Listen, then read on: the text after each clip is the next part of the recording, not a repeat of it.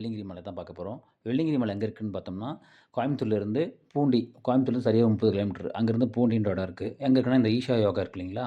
அது அடிவாரத்தில தான் இருக்கு. அது ஈஷா யோகாலருந்து கொஞ்சம் ஒரு முன்னாடி 1 கிலோமீட்டர் அது மாரி போனோம்னா, அங்க அடிவாரம் ஸ்டார்ட் ஆகுது. அங்கிருந்து தான் நம்ம பயணம் ஆரம்பிக்க போறோம். அந்த மலையோட ஆரம்ப பகுதி அதுதான். அந்த இடம் பேரு தான் பூண்டி. இங்கிருந்து தான் நம்ம வெள்ளியங்கிரி மலைக்கு மேல ஏறப் போறோம். வெள்ளியங்கிரி மலை வந்து தென் கைலான்னு சொல்றாங்க. தென் கைலாயம் ஏன் சொல்றோம்னா, அங்க வந்து பார்த்தோம்னா, பஞ்சபூதங்களான நிலம், நீர், காற்று, ஆகாயம் இத அடக்கிய ஒரு லிங்கமா, சுயம்புவா மேல வந்து சிவன் வந்து இருக்காரு லிங்க வடிவில. அதனால தான் வந்து பார்த்தோம்னா, இது வந்து சுயம்புலிங்கம்னு சொல்றாங்க. பஞ்சபூதங்கள் அடங்கிய தென் கைலாயம். தென் கைலாயம் என்ற பெயரும் அதுக்கு உண்டு. இங்க பூண்டி அடிவாரத்திலேயே நம்ம ரூ. 30 பணம் குடுத்து நம்ம ஸ்டிக்கு கோல் வாங்கிக்கலாம். இந்த கோலு வச்சு இந்த ஊனி தான் நம்ம மேலேயே முடியும். கோல் மட்டும் இல்லன்னா, அங்க ரொம்ப கஷ்டம் போவே முடியாது. அதனால ஒரு சில பேர் 2ல வாங்கிக்கிறாங்க. நாங்க 1 மட்டும் தான் வாங்கிட்டு மேலே ஏறிட்டோம். இந்த வீடியோல பார்த்தோம்னா, நாங்கள மலை, 2வது மலை அது மாரிலாம் எடுக்கவே முடியல. நாங்க போனது 10, 11 மணிக்கு மேல ரொம்ப அந்த சிவராத்திரிக்கு முன்னாடி போனதுனால, ஒரு நாளுக்கு முந்தின நாளு.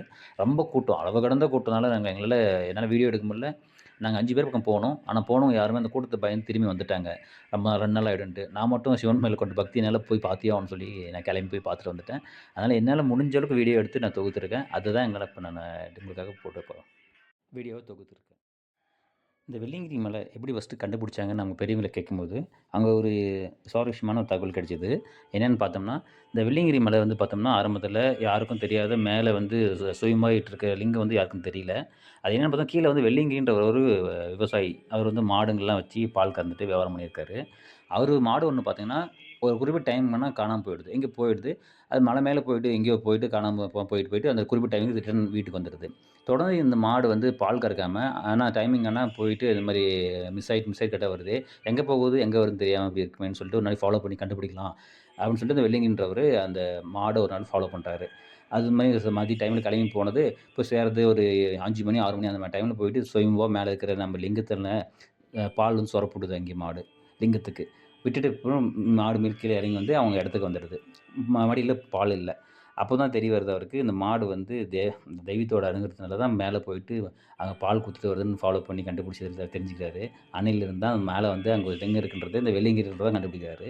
அதனால தான் அந்த மலை ஃபுல்லாவே வெள்ளியங்கிரின்ற பேர் இருக்குன்னு அவங்க சொல்றாங்க. அங்க இருக்கிற பகுதி மக்கள். நம்ம பார்த்துட்டு இருக்கிற இந்த இடம்லாம் பார்த்தோம்னா வச்சுக்கோங்களேன், ஃபர்ஸ்ட்டு மலை, 2வது மலை பூரா ஸ்டெப்ஸ் தான் இருக்கும். கொஞ்சம் வளைவு நெளிவோட ரொம்ப ஸ்ட்ரெய்ட்டாவும் அது மாரி இருக்கும். கொஞ்சம் கடினமான அதுதான். இந்த வெள்ளியங்கிரி மலையிலேயே மலையும் 7வது மலை ரொம்ப கஷ்டம்னு சொல்லுவாங்க. அது உண்மதான். என்னன்னா மலை எடுக்க கூட முடியல அந்த அளவுக்கு கூட்டத்தினால. அந்த அளவுக்கு படிக்கட்டு தான் இருக்கும். கல்லால வச்ச படிக்கட்டுகள் தான் இருக்கும். அப்படியே வந்துட்டே இருந்தோம்னா 2 மலை தாண்டி வந்துர்றோம். 3வது மலையிலன்னு பார்த்தோம்னா, ஓரளவுக்கு மலை பகுதியில ஏறுற மாரி அந்த நீர் வந்து போற வழியிலே இருக்கிற மாரி இருக்கும். அதுவும் நல்லா தான் இருக்கு. அப்படியே வந்துட்டோம். மெயினா வந்து பார்த்தோம்னா, தண்ணி வேணுங்க. தண்ணி இல்லாம நெறைய வந்துட்டோம்னா, அங்க வந்து சொனையில கொஞ்சம் கொஞ்சம் தான் வந்துருக்கிறதுனால, கூட்டம் அதிகமாகிறதுனால புடிக்க முடியல எங்களால. அதனால தண்ணி நெறைய இருந்திருந்தா எங்களுக்கு திருப்தியா இருந்திருக்கும். நான் ஒருத்தன் மட்டும் தானே போனேன். அதனால நான் யாருக்குன்னு கேட்க முடியல. அதனால ரொம்ப கஷ்டப்பட்டு தான் வந்து சேர்ந்தோம். மலையிலேயே வழுக்குப்பாறைன்னு இருக்கும். அது வழுக்குப்பாறைன்னா அப்போ வந்து ரொம்ப வழுக்கியா வந்துருச்சு. இப்பலாம் வந்து பார்த்தீங்கன்னா, படிக்கட்டுலாம் கல்ல உடைச்சு படிக்க ஸ்டெப் பண்ணிட்டதால நம்ம ஈஸியா ஏறிக்கலாம். ரொம்ப கஷ்டம்லாம் கிடையாது வழுக்குப்பாறையில. அது ஏறி வந்துடலாம். அப்புறம் வந்து பார்த்தோம்னா, அந்த பாம்புடி சித்தர் இது, விநாயகர் சிலை இதெல்லாம் இருக்கு. அதெல்லாம் வந்து எங்களால அந்த எடுக்க முடியல. ஒருத்தனால நான் பேக்க மாட்டிக்கிட்டு வீடியோஸ் எடுக்கிற அளவுக்கு எனக்கு அங்க தெம்பு இல்ல. ஏன்னா நைட் டைம் 12 மணி அந்த மாரி டிராவல் பண்ணி நாங்க மலை ஏறுறதுனால, ரொம்ப கூட்டத்தினாலயும் அந்த எடுக்க முடியாத சிச்சுவேஷன்னால எடுக்க முடியல. மேல வந்ததுக்கப்புறம் பார்த்தீங்கன்னா, விடிகாலைல அந்த 6, 7 மணிக்கு மேல மலை 5வது மலை, 6வது மலை இங்கலாம் வந்து ஓரளவுக்கு இருந்தனால என்னால ஃப்ரீயா எடுக்க முடிஞ்சது. மெயினா வந்து நாங்க போம்போது எங்க கூட வந்தவங்க கூட வந்திருந்தாங்கன்னா, நான் நெறைய பிளான் பண்ணோம். அவங்க வராதனால தான் கொஞ்சம் ட்ராபேக் ஆயிடுச்சு.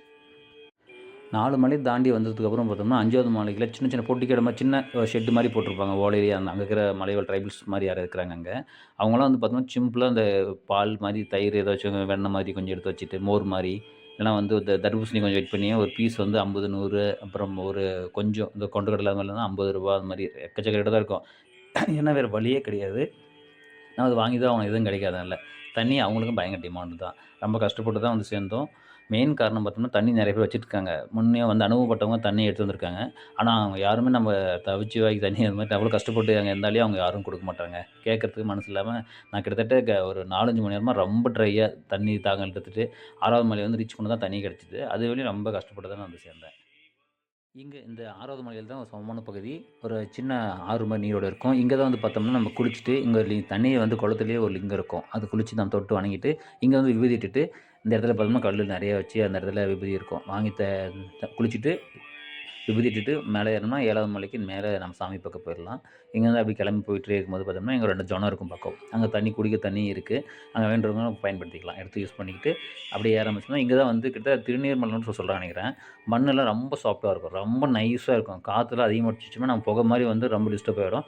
நாங்க டைம்ல எதுவும் இல்லங்க. நல்லா அமைதியா இருந்துச்சு. பீஸ்ஃபுல்லா நம்ம ஏறிட்டு போயிட்டே இருந்தோம். நம்ம இந்த மலைய கடந்து வரும்போது, இந்த பஞ்ச லோகத்தையும் அடங்கி தான் இருக்குன்ற மாரி மலை அந்த கான்செப்ட் இருக்கான்னா உண்மதாங்க. ஏன்னா வச்சுக்கோங்களேன், நிலம், நீர், காற்று, ஆகாயம் என்ற அந்த வழியில் தான் மலைங்களே கரெக்ட்டா ஸ்டெப் பை ஸ்டெப்பா அமைஞ்சிருக்கு.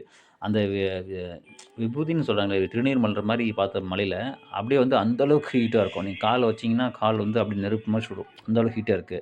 ஆனா வந்து ஒரு விதமான ஒரு சிவனோட நாமத்த உச்சரிச்சு போம்போது எதுவுமே தெரியல எங்களுக்கு. ஆனா அத ஃபீல் பண்றவங்க கொஞ்சம் இருக்குன்னு சொல்லி ஃபீல் பண்ணாங்க. ரொம்ப ஹீட்டா இருக்குன்ற மாரி. நமக்கு லாஸ்ட்டா 7வது மலை முடியும்போது அந்த ஆகாய வழியில கிட்டத்தட்ட நெறைய பேர் சன்லைட் பார்க்கணும்னு அங்க வருவாங்க. 7வது மலையிலேருந்து சன்லைட் பார்க்கும்போது நம்ம பக்கத்துல இருந்து அப்படியே ஸ்ட்ரெயிட்டா பார்க்குற மாரியே இருக்கும். அது பார்க்கணும்னு தான் நெறைய பேர் காலையில டைம்ல கிளம்பி வந்துடுறாங்க. நெறைய பேர் போறவங்களும் அந்த மாரி 6 மணி, 5 மணி அந்த மாரி போய் ரீச் ஆனவங்க, அங்க காற்றழுத்தம் பிரச்சனைனால நெறைய பேர் இந்த இறந்ததுக்கு காரணமே வந்து பார்த்தோம்னா, சன்லைட் பார்க்குறோன்ற ஒரு கான்செப்ட்ல ரொம்ப ஏர்லியா அங்க போயிறதுனால அந்த விளைவு இருக்கு. அந்த மாரி டைம்ல போக வேண்டாம். எனக்கு தெரிஞ்ச வரையும் இப்ப இதுக்கு முன்னாடி நான் நெக்ஸ்ட் இயர் போறவங்க கூட காலையிலலாம் மேல போ வேண்டாங்க. நல்லா ஒரு 11 மணி, 12 மணி வாக்குல மேல போனீங்கன்னா, திருப்தியா பார்த்துட்டு வரலாம். உங்களுக்கு எந்த ஒரு இடைஞ்சலும் இருக்காது. இவ்வளோ கடினங்கள தாண்டி நம்ப சாமி கோயில் நெருங்கிட்டோன்றது இந்த சிம்டம்ஸ் தெரியும். மணி அடிச்சுட்டே இருப்பாங்க. சவுண்ட் கேட்கும். அதே மாரி பார்த்தீங்கன்னா, நெறைய வேலுங்கலாம் சொருவி வச்சிருப்பாங்க. பார்க்கறதுக்கு நம்ம வந்து ஒரு திருப்தி ஆயிடும். பக்கம் வந்துட்டோன்ற மாதிரி. இங்க வந்து பார்த்தோம்னா, கீழருந்து பார்க்கும்போது சின்ன ஒரு பாறை மாரி தான் தெரியும். ஆனா இங்கருந்து பார்த்தோம்னா, ஒரு யூ டர்ன் அடிச்சு வர மாரி ஒரு ஷேப்ல இருக்கும். பாறை அந்த பக்கம் கவர் பண்ணி சூப்பரா இருக்கும். அது அட்டகாசமா நல்லா அப்படி ஸ்ட்ரெயிட்டா போயிட்டு வளைஞ்சு, நம்ம அப்படியே வந்துட்டு இங்க சாமி இருக்கும். அங்க கும்பிட்டுட்டு நீர் விட்டுட்டு, அப்படியே வெளிய வந்தோம்னா, அங்க வந்து லிங்கங்கள் வந்து பார்த்தீங்கன்னா, தன்ன போல சுயம்பா நம்ம லிங்கம் வந்திருக்கும். அதனால சிறப்பான முறையில பூஜை பண்ணி வச்சிருப்பாங்க. அத நான் பார்த்துட்டு அப்படியே வணங்கிட்டு கீழ வந்துரலாம். நான் 2 தேங்காய் கொண்டு போயிருந்தேன். அது குடுத்தேன். இன்னொரு விஷயம் என்னன்னு பார்த்தோம்னா, சுயம்புன்னா என்னன்னு தெரியாத சில பேர் கேட்குறாங்க. சுயம்புன்னா தானாவே உருவானது. தானாகவே வந்து உருவான ஒரு இது தான் சுயம்புன்னு சொல்லுவாங்க. அந்த மாரி தான் நம்ம லிங்கம் வந்து பார்த்தோம்னா, இந்த 7வது மாடியில சுயம்பா இருந்தது. இந்த பசுமாடு வந்து நம்ப பால் குடுத்து நல்லா கண்டுபிடிச்சதா சொல்றாங்க. இதுதாங்க வெள்ளியங்கிரி மலையோட சிறப்பு அம்சங்கள். நாங்க சிறப்பா போயிட்டு அந்த பணிய சிறப்பா முடிச்சுட்டு வந்துட்டேன். நெக்ஸ்ட் டைம் போறணும் என்னன்னு தெரியல. ஆனா, அனுபவம் இல்லாதவங்க, முன்ன பின்ன மலையேற்றம் தெரியாதவங்க, மலைக்கு வர வேண்டாம். தயவு செஞ்சு வராதீங்க. கொஞ்சம் ரொம்ப கடினமா தான் இருக்கு. உங்களால முடியும். ஓரளவுக்கு நாங்க எல்லா வேலையும் பார்க்குறோம். ஓரளவுக்கு செஞ்சிருக்கோம். இதுக்கு முன்னாடி நடந்தது எல்லாம் போயிருக்கோம். அந்த மாரி ஒரு சிவன் மேல பக்தி இருக்கு. அந்த நம்பிக்கை இருந்தா மட்டும் வாங்க. அதே மாரி ரொம்ப அந்த மழைக்காலம், குளிர்காலம்லாம் அந்த டைமிங் சீசன் பார்த்து அத விடுவாங்கல்ல 3 மாசம். அதுலயும் வந்து அந்த 3 மாசத்துலயும் எந்த ஒரு இடைஞ்சலும் இல்லாதபோது மட்டும் வாங்க. எந்த மழை, காத்து இந்த மாதிரி பனி இந்த மாரி இல்லாம பகல் டைம் வந்து போற மாரி வந்து போங்க. ஓம் நமச்சிவாய! எல்லாம் நல்லதாவே நடக்கும். நான் என்னோட பயணம் சிறப்பா முடிஞ்சதுங்க.